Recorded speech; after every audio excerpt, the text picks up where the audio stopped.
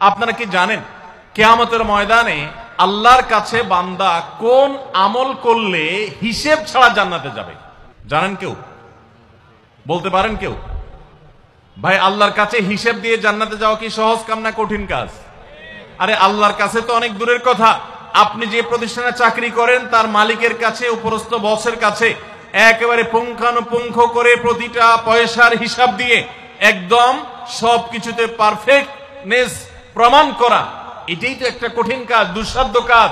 সেখানে সারা জীবনের হিসাব আল্লাহর কাছে দিয়ে পাই পাই করে তারপর আপনি জান্নাতে যাবেন, বিষয়টা এত সহজ না। তাহলে হিসেব ছাড়া আল্লাহ তাআলা এমনিতে বলবেন হিসাব টিসাব নাই, তোমাকে এমনি জান্নাতে দিলাম, এটা চান আপনারা? দেখুন কোরআনে কারীম আল্লাহ তাআলা বলছেন, ইন্নামা ইউওয়াফাস সাবিরুনা আজরাহুম বিগাইরি হিসাব। আল্লাহ বিনিময় দেওয়ার ক্ষেত্রে, সওয়াব দেওয়ার ক্ষেত্রে দুনিয়াতে যারা সবরকারী হবে, যারা ধৈর্যশীল হবে, যারা সহিষ্ণু হবে, যারা নিজেকে নিয়ন্ত্রণ করতে পারবে, এই সবরকারীদেরকে আল্লাহ তাআলা হিসেব ছাড়া দিবেন, তাদেরকে সওয়াব দিবেন হিসেব ছাড়া। তাহলে আপনি যখন আপনার কর্মস্থলে থাকবেন আপনাকে ধৈর্য ধারণ করতে হবে। আপনি যখন পাবলিক পরিবহনে উঠবেন আপনার মাথা ঠান্ডা রাখতে হবে। আপনি যখন আপনার বাসা বাড়িতে থাকবেন আপনার মাথা ঠান্ডা থাকতে হবে। মাথা গরম হয়ে যায় যাদের, হট মেজাজ যারা, কথায় কথায় মাথা গরম হয়ে যায়, ধৈর্যহীন হয়ে যায়, যেখানে সেখানে গন্ডগোল বাধায় দেয়, মারামারি বাধায় দেয়, ধৈর্য সহ্য বলতে কিছু নেই, এই লোকগুলো কিন্তু এই সৌভাগ্যবান মানুষদের কাতারে সামিল হতে পারবে না। ঠিক একইভাবে দাম্পত্য জীবনে সুখী হতে হলে সবর এবং শকর, এই দুইটা মূল মন্ত্রের কোনো বিকল্প পথ খোলা নেই। সেটা স্বামীর জন্য প্রযোজ্য, স্ত্রীর জন্য প্রযোজ্য। স্বামী হিসাবে আপনি স্ত্রীর অনেক অনিয়ম দেখতে পাবেন, অনেক কিছু দেখতে পাবেন, আপনার আকাঙ্ক্ষা, আপনার চাহিদা প্রত্যাশার বিপরীত, আপনাকে সবর করতে হবে। ভাইরা আমার, আমাদের প্রিয় নবী সাল্লাল্লাহু আলাইহি সাল্লামের দাম্পত্য জীবনে কিন্তু টুনটান সমস্যা হয়েছে। আপনারা মনে করতে পারেন নবী সাল্লাল্লাহু আলাইহি সাল্লামের ঘর, ওনার স্ত্রীগণ সাহাবী, তারা উম্মুল মুমিনিন আমাদের মা, এত মর্যাদাবান মানুষ তারা, তাদের আবার ঝামেলা হয়েছে। ভাই, দাম্পত্য জীবনে টুকটাক সমস্যা তাদেরও হয়েছে। প্রিয় নবী সাল্লাল্লাহু আলাইহি সাল্লাম নিজে একদিন বাসা ছেড়ে মসজিদে নববীতে এসে মন খারাপ করে বসেছিলেন, তিনি বাসায় যাচ্ছেন না, অভিমান করে। ওমর রাদিয়াল্লাহু তাআলা আনহু বিষয়টা বুঝতে পেরে, তার মেয়ে যেহেতু নবী সাল্লাল্লাহু আলাইহি সাল্লামের স্ত্রী, তিনি সেখানে গিয়ে ভেতরে প্রবেশ করে তার সাথে কথা বলে তথ্য উদ্ঘাটন করে সেটা মিটমাট করার ব্যবস্থা করেছেন। স্বয়ং নবী করিম সাল্লাল্লাহু আলাইহি সাল্লামের জামাতা, ইসলামের চতুর্থ খলিফা আলী রাদিয়াল্লাহু তাআলা আনহু, তার মতে এত মর্যাদাবান মানুষ, তার ঘরে স্ত্রী হিসাবে আছেন কে? মুহাম্মদ সাল্লাল্লাহু আলাইহি সাল্লামের মেয়ে, জান্নাতে নারীদের সর্দার ফাতিমা রাদিয়াল্লাহু তাআলা আনহা।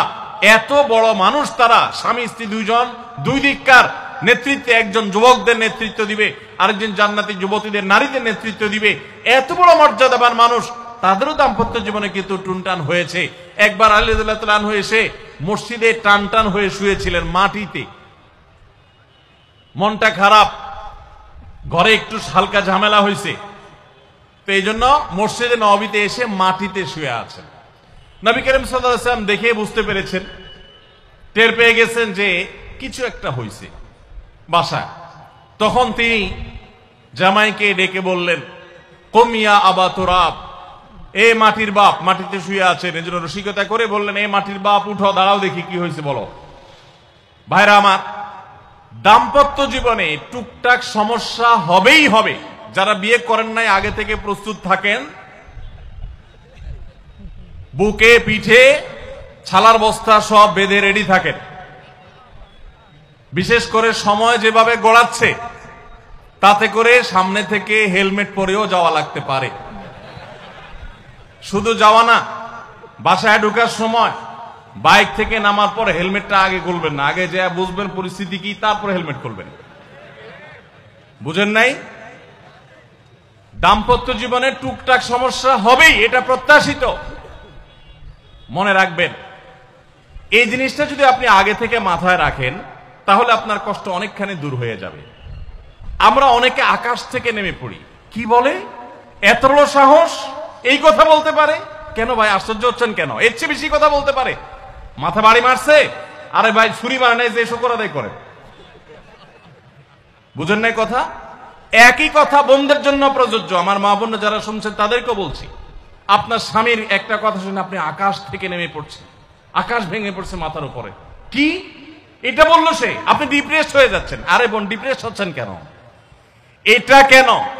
আরো শক্ত কথা আপনাকে বলতে পারে, এটা আপনি মাথায় রাখেন। কারণ দিন শেষে তিনি মানুষ, তার ভুল হতে পারে, একটা সময় তিনি তার ভুল বুঝতে পারেন। দাম্পত্য জীবনে যদি স্বামী স্ত্রী উভয়ে যদি ধৈর্যশীল না হয়, সবরকারী না হয়, হুটহাট রিয়াকশন করে ফেলে, কখনো দাম্পত্য জীবনে সুখী হওয়া সম্ভব নয়। মনে রাখতে হবে, একসাথে থাকতে গেলে, দুইটা পাতিল একসাথে থাকতে গেলে টুনটান লাগে না, বাধে হয় না? আপনার কাছে যদি কেউ এসে গাল গল্প দেয়, দেখবেন অনেকে গাল গল্প দেয়। গাল গল্প দেওয়া লোক আছে না নাই?